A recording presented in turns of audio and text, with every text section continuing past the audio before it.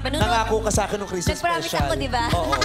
Ay, yung dalawa ni Paolo. Hindi pwede. Manonood kami ng premiere night. Kung hindi man kami manood, mapa-black screening Anong kami. kung hindi? May option?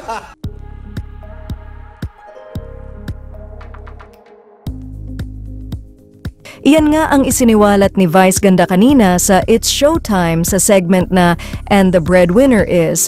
Napag-usapan kasi ni na Jong, Bella, Vice at Kim ang paparating na premiere night ng movie ni Vice Ganda.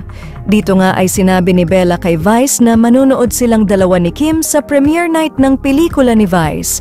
Pero agad ngang nagsalita si Vice at sinabi kay Kim na, "Chinek ko yung schedule mo kahapon, may shooting daw kayo." Dito nga ay agad na ano ba yan na lang si Kim at napatanong na nag-promise ako, diba?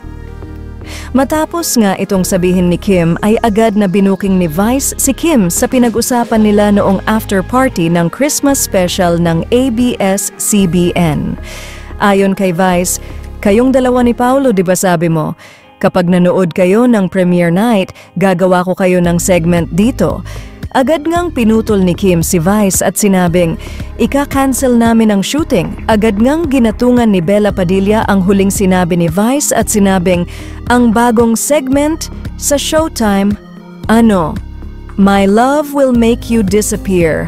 Kaya naman itinuloy ni Vice ang pang-aasar kay Kim at sinabing, "Oh, my love will make you disappear. Nagbe-brainstorming na nga kami eh. Pero wala ka daw sa premiere night bukas eh."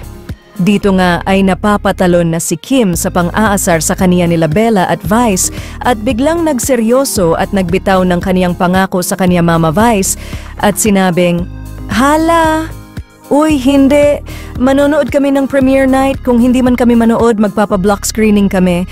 Matapos nga ang bardagulan na ito ni na Vice, Kim at Bella sa It's Showtime ay agad naman na na-excite ang mga Kim Pao fans. Anila ay kung matutuloy man ang Kim Pao bukas sa premiere night ng And the Breadwinner Is ay malamang marami na namang ayuda ang lulutang sa social media.